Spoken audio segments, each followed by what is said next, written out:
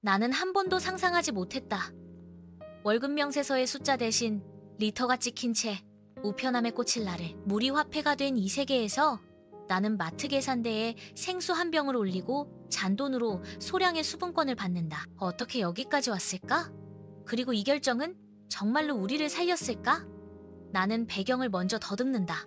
비가 오는 양은 지역마다 더 요동치기 시작했고 더 오래 가뭄이 이어졌다. 빙하와 눈이 줄어들자 강은 봄에 덜 불어났고 농사는 같은 밭에서 더 많은 물을 빨아들였다. 큰 호수 아래 숨은 지하수는 세대의 저금통 같았지만 우리는 이자를 계산하지 않은 채 한꺼번에 꺼냈었다. 어떤 나라는 일찍이 물을 아껴 쓰자는 약속을 법으로 묶었고 어떤 도시는 물 절약의 날을 정해 수도 압력을 낮췄다.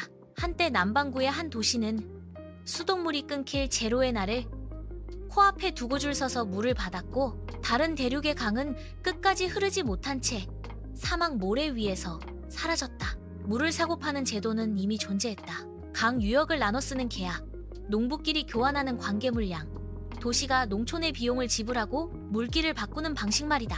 그런데 기후가 더 뜨거워지고 인구와 산업이 더 커지자 가격만으로는 조정이 어려워졌다.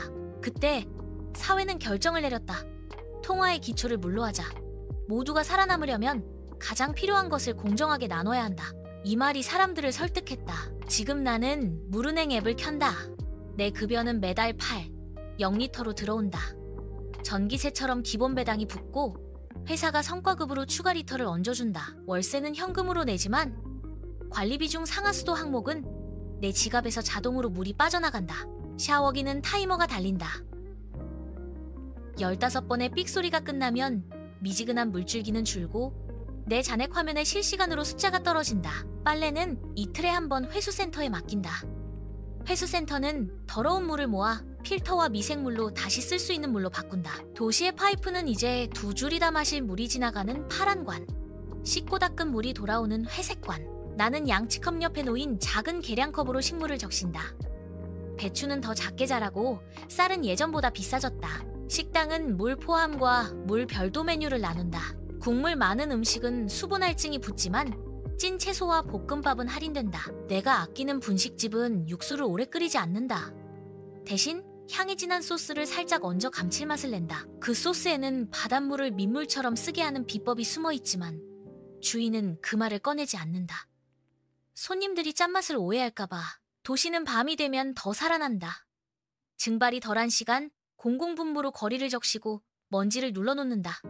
깨끗한 물이 아니어도 된다. 안개처럼 뿌리는 수분은 걷는 사람의 뺨을 식힌다. 광장 한가운데 분수는 사라졌지만 대신 작은 수분 교환소가 생겼다. 여행객은 도착하자마자 현금을 리터로 환전한다. 아이들은 생일에 장난감 대신 일주일 샤워 쿠폰을 선물로 준다. 결혼식 주례는 이렇게 축복한다. 두 사람의 물길이 합쳐져 메마른 해에도 서로를 적시게 하라. 제사는 달라졌다. 술잔 대신 작게 정화한 물을 올리고 오래된 샘터 사진을 곁들인다. 집값도 바뀌었다. 강 가까운 집은 비싸고 오래된 낡은 빌라는 옥상에 빗물바디를 설치한 뒤 갑자기 몸값이 뛰었다. 지하 주차장은 더 이상 자동차만 두지 않는다. 공동 정수기와 물 배터리, 즉 물을 저장하는 큰 주머니가 벽에 매달려 있다. 정치와 경제도 물의 언어로 말을 바꿨다. 중앙은행은 기준 리터를 발표한다. 이번 달 1리터의 가치는 1.02로 상향. 이런 발표가 나면 농산물 가격이 바로 반응한다. 국경에서는 물 관세가 붙는다. 사과 한 상자에 들어간 보이지 않는 물, 즉 그 과일을 키우는 데 쓰인 숨은 물의 양을 계산해 거래세를 매긴다. 내가 다니는 회사는 한때 철을 다루던 공장이었다. 지금은 도시 물설비를 만드는 기업이 되었다. 우리는 싱크대 및 정수기보다 더 깊은 곳을 다룬다. 아파트 전체의 회수관 압력, 오염 센서의 반응 속도, 그리고 사람들의 생활이 만든 수분에 리듬 떡떠떠 나는 모니터 앞에 앉아 하루의 흐름을 본다. 아침 7시에 올라가는 사용량 봉우리, 점심 설거지의 작은 파동, 밤 10시에 나타나는 샤워의 높은 봉우리. 이 파동을 예측하면 도시의 물 지갑이 덜 탕진된다. 예측에 성공한 주에는 우리 팀의 보너스가 추가 300리터로 나온다. 물은 동료를 더 세심하게 만들었다. 누구도 컵의 마지막 한 모금을 남기지 않는다. 하지만 대가도 있다. 나는 지방도시 출장에서 물 경비대의 단속을 보았다. 트럭 가득 실린 통에 미등록 지하수를 팔아넘기던 사람들은 수분 도둑이 되었다. 그들 중 일부는 농부였다.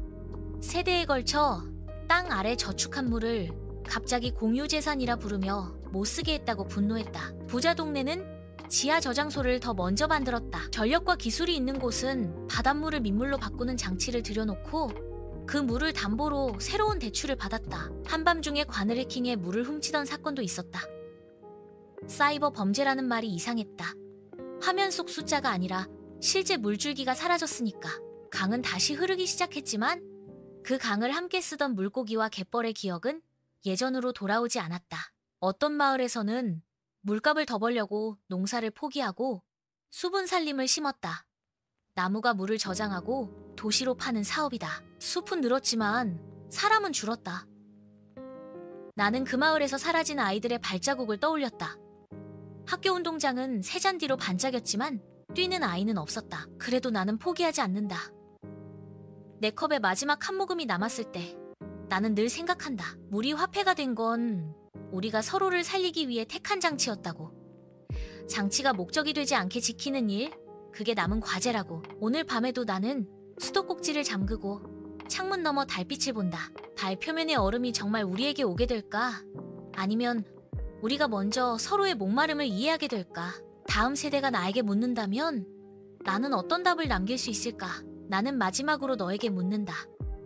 너라면 무엇을 포기하고 무엇을 지켜 이 물의 세상을 더 공정하게 만들겠는가? 나는 경고부터 던진다. 내 월급이 갑자기 리터로 찍힌다면? 나는 샤워 시간을 재고 국물엔 수분세가 붙고 집값은 빗물바디로 오른다. 나는 밤에 분무가 먼지를 눌러도 보이지 않는 갈등이 솟구친다고 느낀다. 나는 결말을 아직 말하지 않겠다.